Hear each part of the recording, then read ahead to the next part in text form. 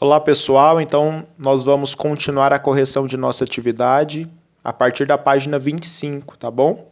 Mas eu gostaria, antes de falar sobre as máquinas elétricas, gostaria de falar a respeito então de uma revisão, né, sobre o que é magnetismo.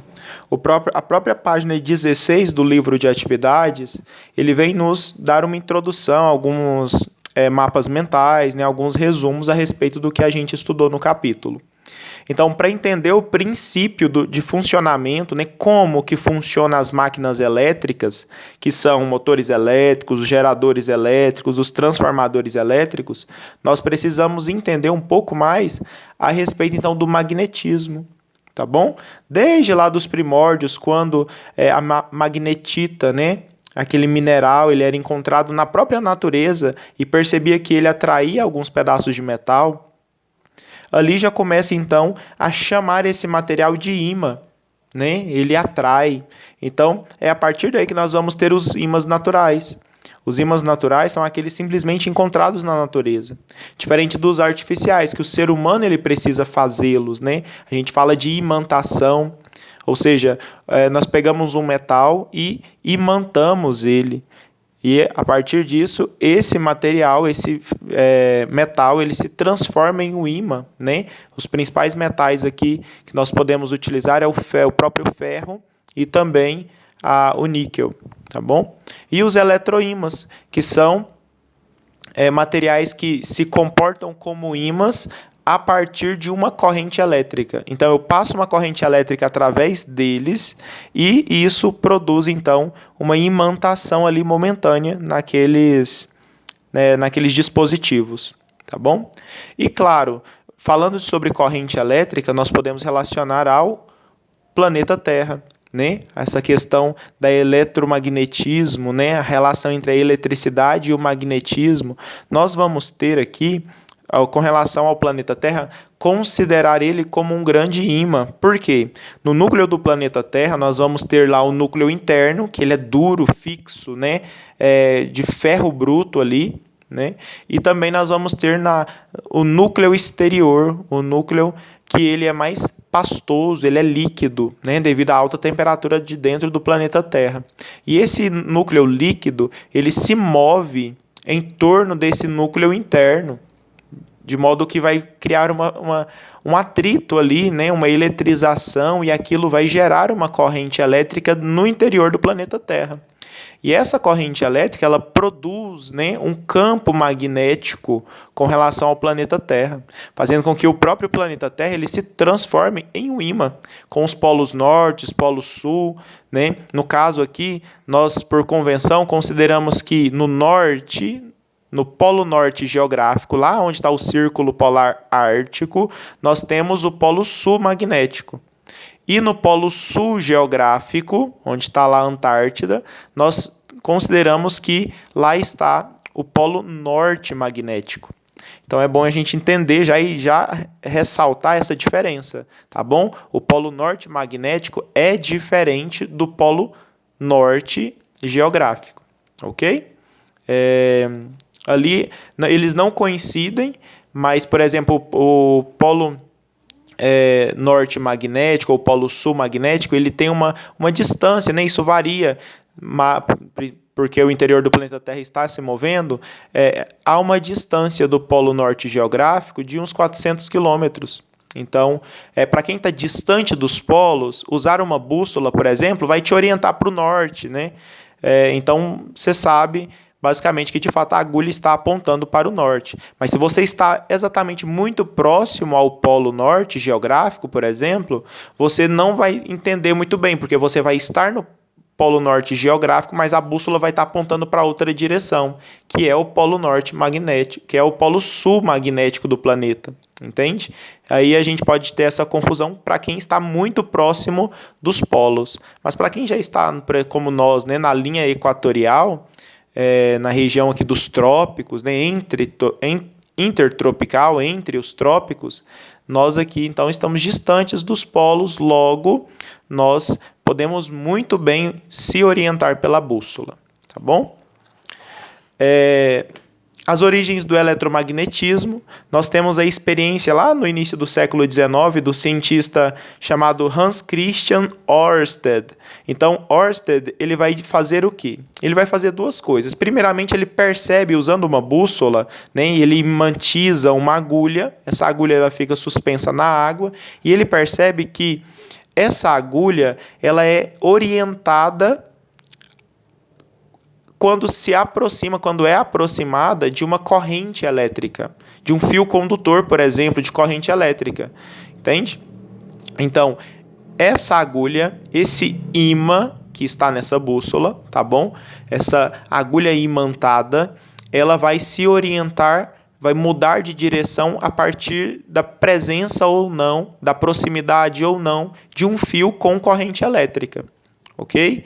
Então, diante disso, ele vai perceber, se há uma relação entre ímã e corrente elétrica, e o que a gente percebe, né, de invisível, digamos assim, que é essa região de atração ou uma região de repulsão, nós podemos então relacionar que essa região de atração ou repulsão, que nós chamamos de campo magnético, do mesmo jeito que o ímã ele tem um campo magnético, a corrente elétrica no fio também tem uma corrente elétrica. O ímã gera uma corrente elétrica, o ímã ele gera um campo magnético, isso que eu queria dizer. O ímã ele gera um campo magnético, então, se a corrente elétrica no fio também gera um campo magnético, e por isso mesmo ela interfere na orientação da bússola, logo nós podemos relacionar essas duas grandezas. Aqui no caso a eletricidade e também o magnetismo. Tá bom? E aqui começam os estudos. E depois, mais tarde, o físico outra coisa também, né, que Ørsted percebeu foi colocar a bússola sobre qualquer superfície do planeta Terra e essa bússola ela sempre se orienta para a mesma direção, ou seja, para o norte geográfico do planeta. Então ele considerou, se eu considero então a ponta da agulha como o polo norte magnético da agulha, logo o norte geográfico ele precisa ser o polo sul magnético. Entende? Então aí ele faz essa relação e fala assim, de fato, o planeta Terra ele é como um grande ímã, ok? O campo magnético do planeta Terra orienta a agulha em uma bússola.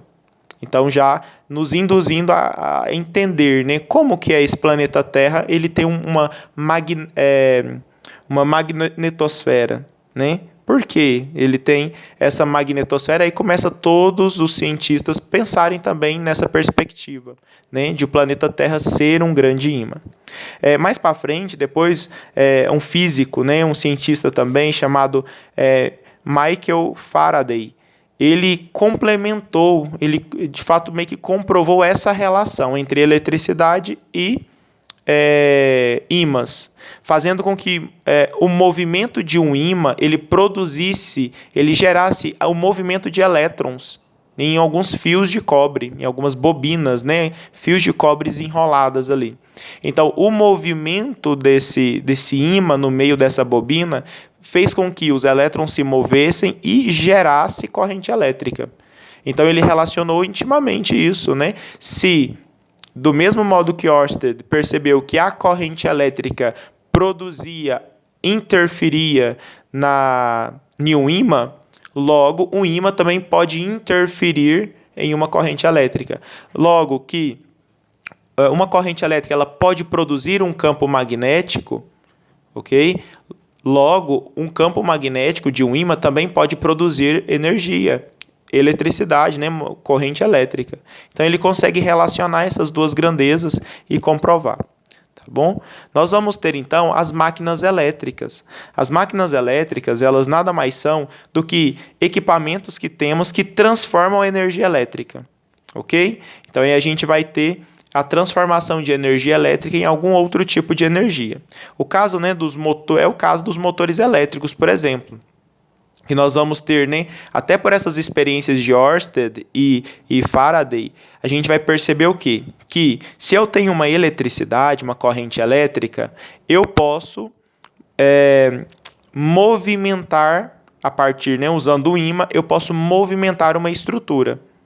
porque a corrente elétrica vai produzir um campo magnético que vai interferir ou vai modificar, movimentar o campo magnético da estrutura com o ímã, ok? E assim a gente, por exemplo, tem nossos carros elétricos, né, nossos motores elétricos, em que colocando uma energia, uma fonte de energia elétrica nessa bobina, eu tenho o quê? Uma pressão que o campo magnético da bobina eletrizada vai gerar, movimentando essa outra parte metálica, né, de ímãs e etc., fazendo movimentar uma estrutura, por exemplo, a roda de um carro, né? Então a gente pode ter essa relação. E ao mesmo tempo a gente pode ter os geradores elétricos, né? Produzir eletricidade através do movimento.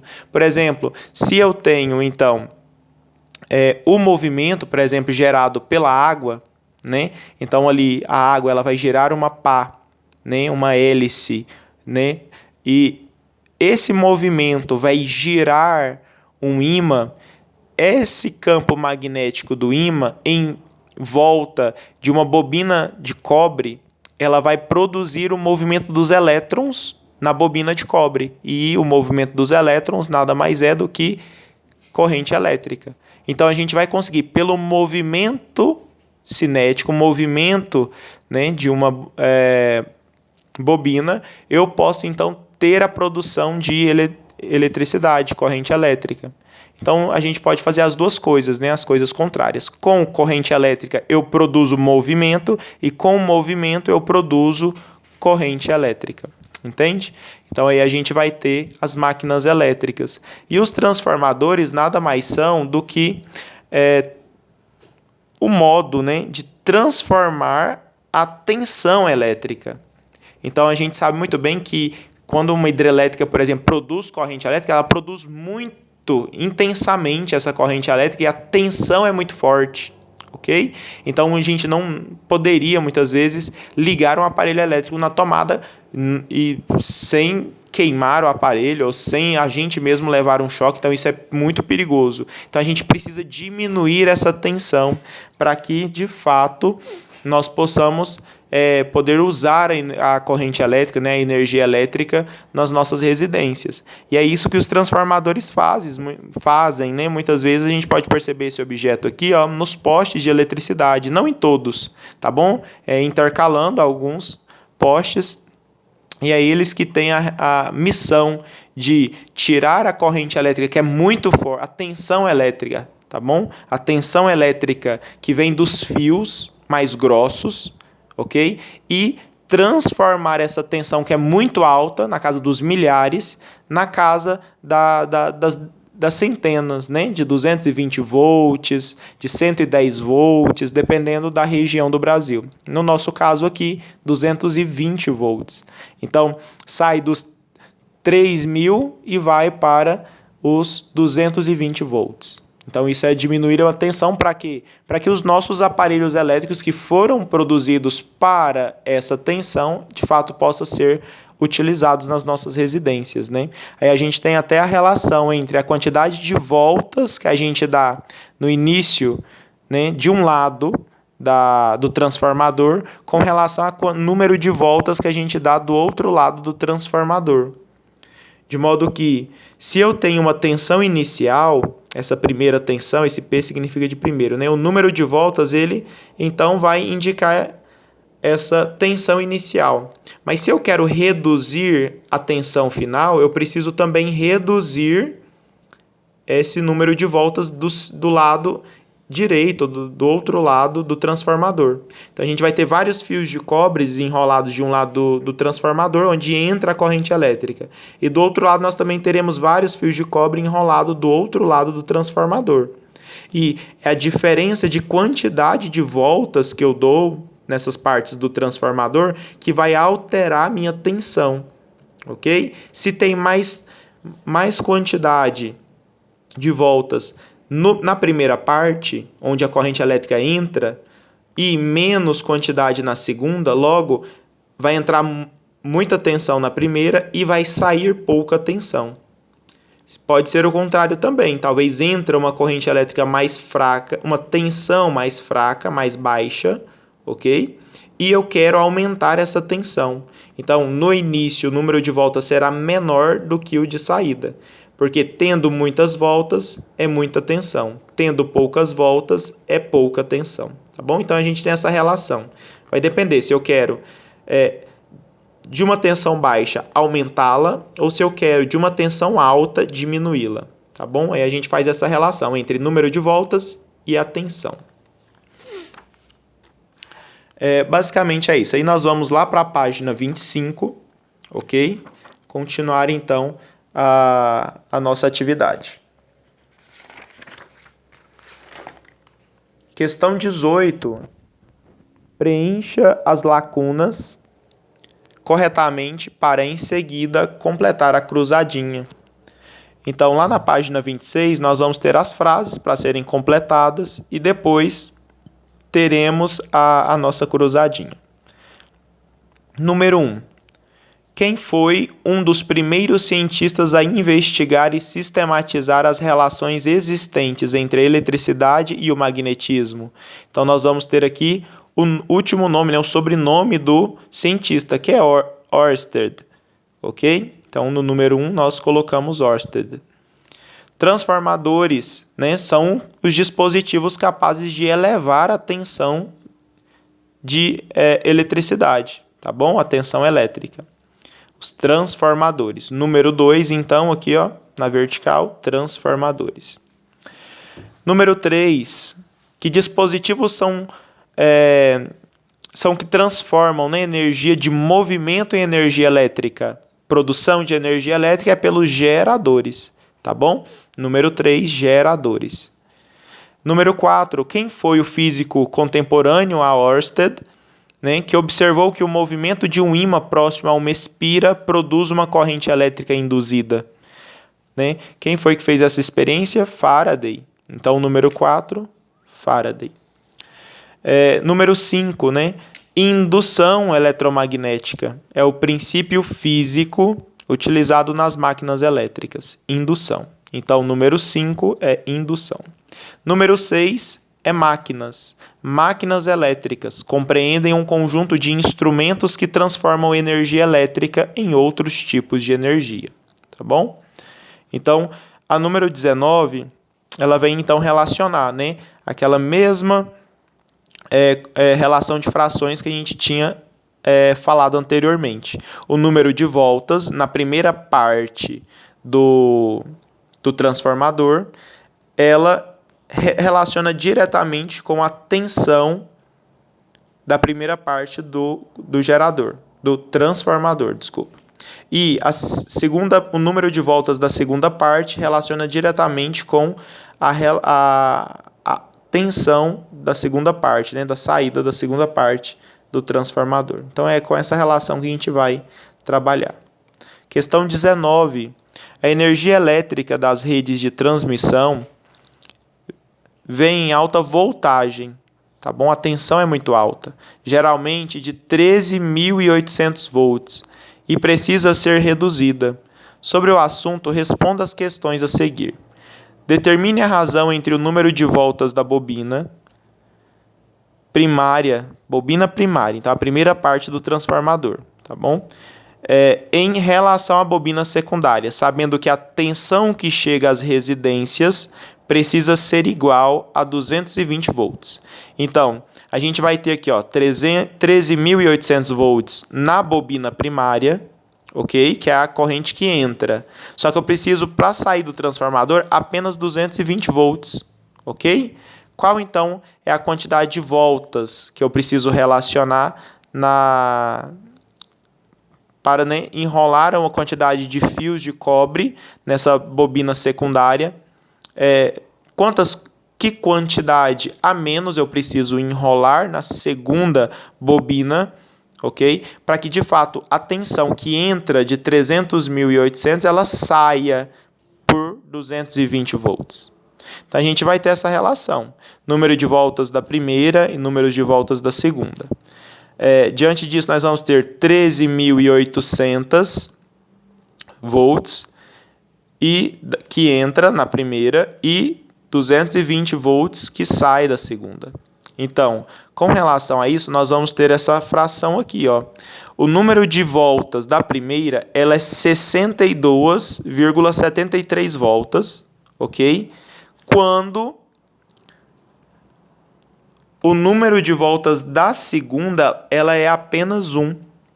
Olha que interessante, todo número inteiro, ela está relacionada, então, está dividido a 1, dividido por 1.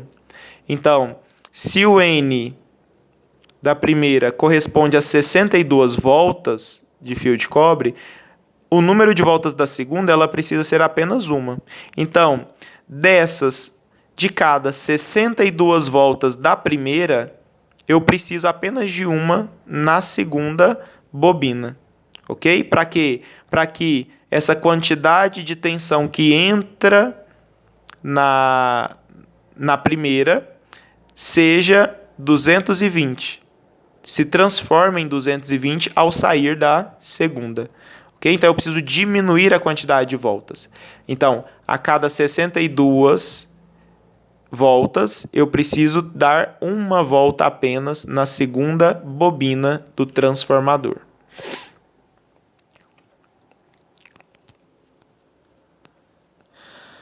Letra B. Por que as linhas de transmissão de energia trabalham com tensões tão elevadas?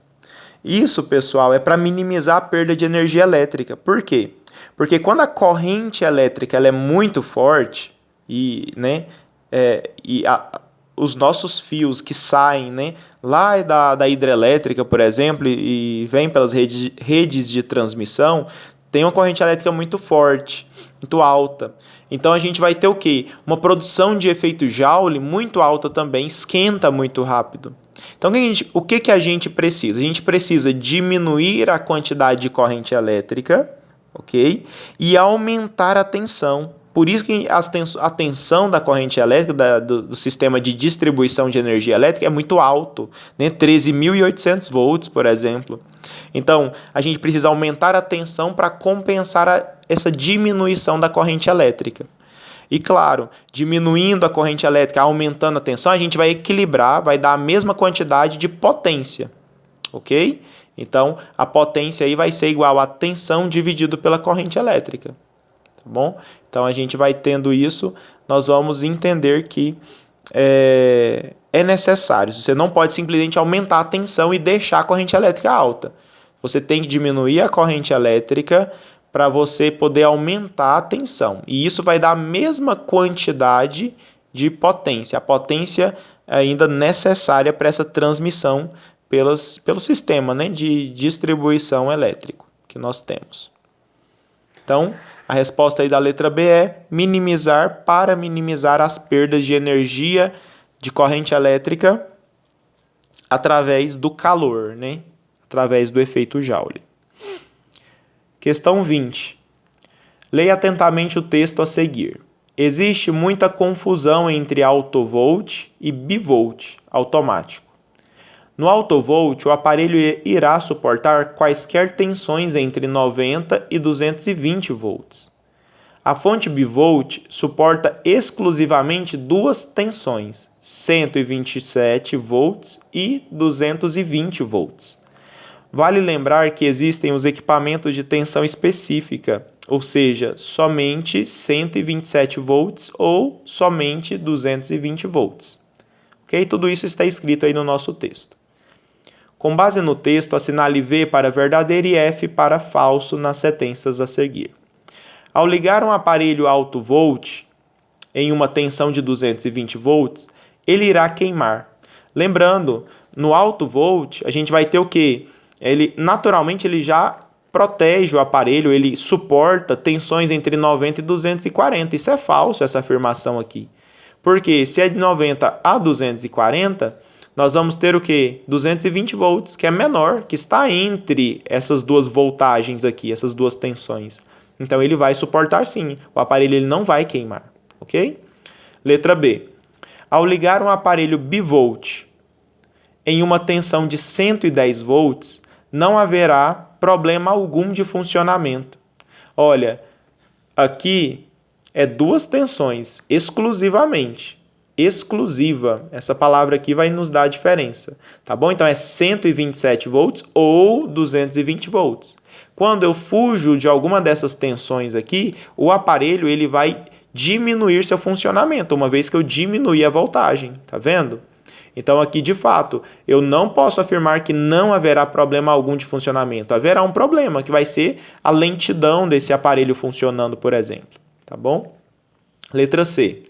Deve-se sempre verificar a tensão e mudar a chave do aparelho bivolt para a tensão que será usada, 127 volts ou 200 volts. Então, para o aparelho bivolt, a gente precisa ir lá com a mão e mudar essa voltagem, ok? Isso é verdadeiro. Porque senão, muitas vezes a nossa tomada ela está com uma tensão de 220 volts e o aparelho ele é de 127 volts. Aí quando eu deixo esse aparelho de 220 volts, né, com o bivolt lá no 220, o que vai acontecer quando eu colocar ele na tomada? Na verdade, né, se eu deixar ele no 127 volts e minha tomada for de 220, o meu aparelho queima, ok? Porque eu deixei o aparelho numa voltagem de 127, bem mais baixa, e veio uma voltagem quase o dobro, entende? De 220 pela tomada, e queima o meu aparelho. E, claro, pode ser o contrário também. Talvez meu aparelho eu deixo no 220, mas minha tomada é de 127. E isso faz o quê? Faz com que meu aparelho funcione mais lentamente. Ele não vai queimar necessariamente, mas ele vai funcionar, ele não vai funcionar ou vai funcionar muito lentamente, porque é quase a metade da voltagem que ele precisa, né? E assim, de fato, a gente precisa analisar, né, e mudar a chave do aparelho bivolt, que não é automático. Letra D. Um aparelho alto volt tem um funcionamento prejudicado se ligado à tensão de 127 volts. É do mesmo modo que a gente pensou lá na letra A, tá bom? Se ele é alto volt, ele vai suportar entre 90 e 240 volts. Ou seja, o 127 ele está entre esses 2 volts, essas duas tensões. E qualquer tensão entre 90 e 240, o aparelho vai funcionar normalmente. Tá bom? Então, quando a gente fala que o aparelho vai ser prejudicado, ele não vai ser prejudicado por ser um aparelho aqui com alto volt, tá bom? Ele tem essa mudança de volt, esse controle de tensão de volt automático.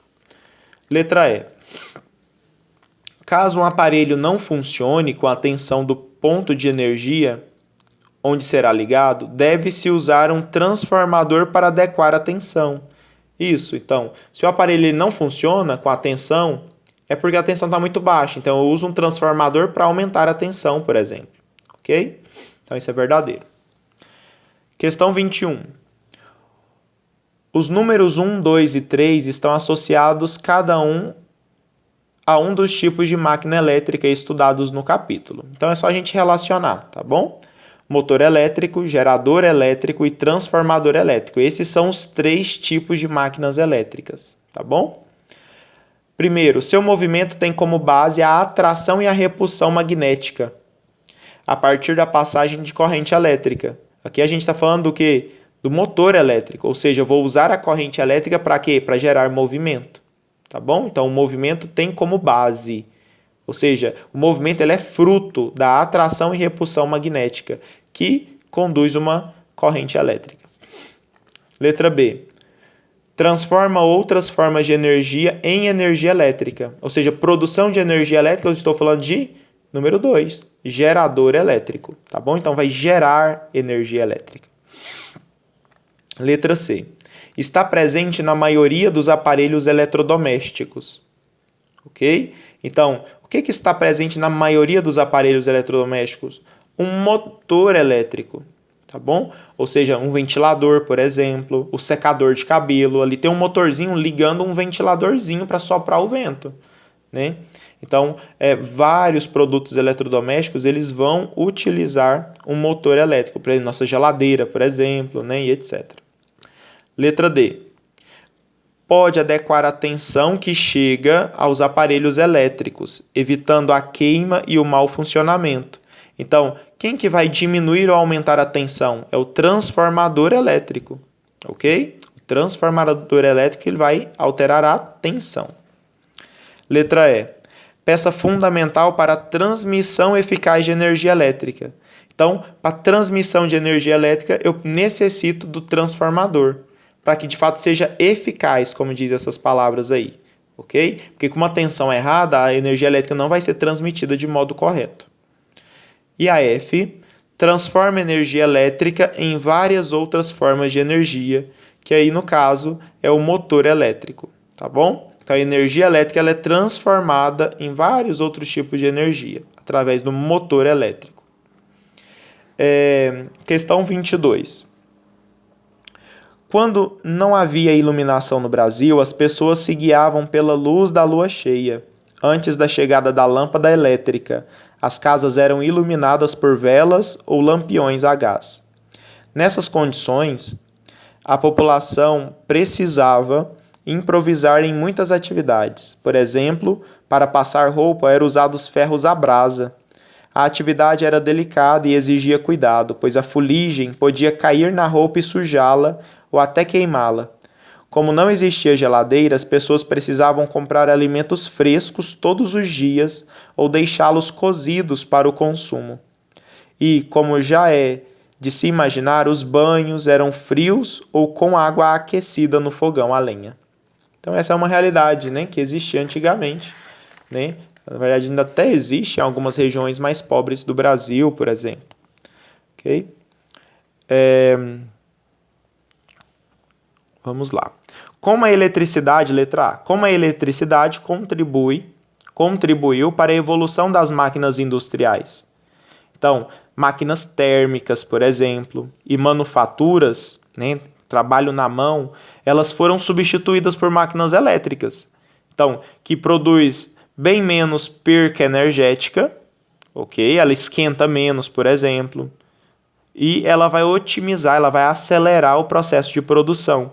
Então, a eletricidade ela contribuiu nesse sentido, tá bom? Então, as máquinas utilizadas lá na indústria, elas não são máquinas que o homem precisa ficar pondo na mão toda hora, e também não são máquinas térmicas movidas a calor, ok? São máquinas hoje em dia produzidas na verdade, que funcionam a partir da eletricidade.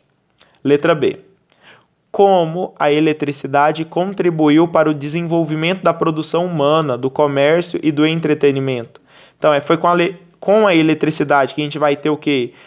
Horários de trabalho estendidos. As pessoas podem trabalhar à noite, por exemplo, ok? Fazendo mais de um turno. O comércio, ele também pode ter sido... Ele foi estendido. Então, a gente vai ter aqui o comércio trabalhando à noite também, né? Você pode ir na noite aí num restaurante, né? Talvez até num shopping, comprar alguma coisa, etc. E também na questão do entretenimento, quando a gente relaciona as redes sociais, a questão de filmes, né? De streamings, que a gente chama, tudo isso